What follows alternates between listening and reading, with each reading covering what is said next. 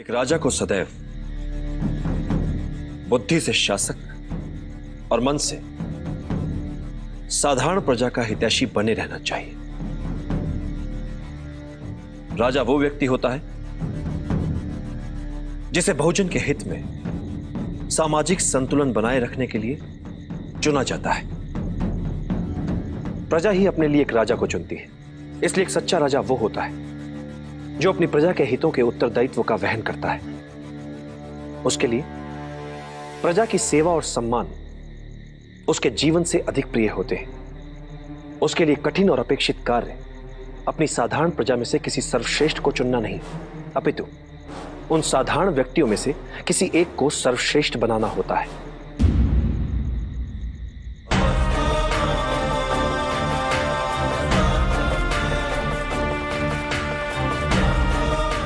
एक राजा के लिए सबसे बड़ी चुनौती होती है पूरे देश को सफलता और समृद्धि के महान लक्ष्य को प्राप्त करने के लिए न केवल उन्हें प्रेरित करे, अपितु प्रजा के लिए ही उन्हें प्राप्त करके भी दिखाए। एक राजा को उसकी सेना अमर नहीं बनाती और ना ही उसका धन वैभव। उसे अमर बनाते हैं उसके बनाए हुए मित्र, उसके किए हुए भले कार्य, उसकी अर्जित की हुई सद्भावना और सत्यनिष्ठा।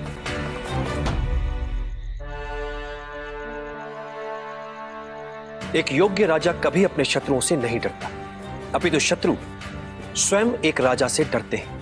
और एक कुशल राजा वो है जो इसी डर का अपने लाभ के लिए प्रयोग करने में सक्षम होता है। और बुद्धिमान राजा वो है जो राजा का कर्तव्य निभाते हुए भी ये कभी नहीं भूलता कि वो एक साधारण व्यक्ति ही है, जैसा कि प्रजा में एक साधारण व्यक्ति होता है।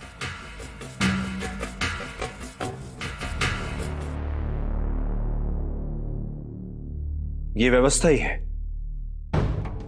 जो किसी को राजा तो किसी को प्रजा बनाती है। और यह व्यवस्था कई छोटे छोटे साधारण जनों से बनती है। इसलिए राजा जो करे जो सोचे तो साधारण जनों के हित में।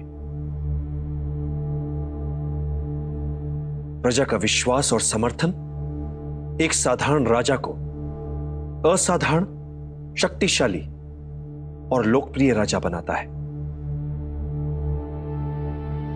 और जब भी राज सिंहासन पर बैठो, एक बात सदैव याद रखो, जब तक बहुजन हिताय, बहुजन सुखाय वाली नीति पर नहीं चलोगे, सिंहासन पर बने नहीं रह पाओगे।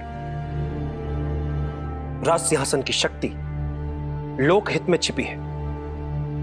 अन्याय और भ्रष्टाचार पर टिका राज्य नहीं चल सकता।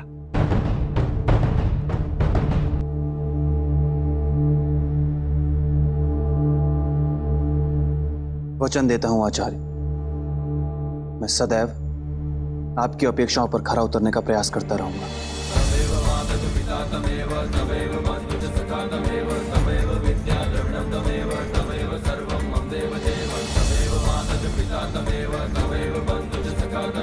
कल्याण हो।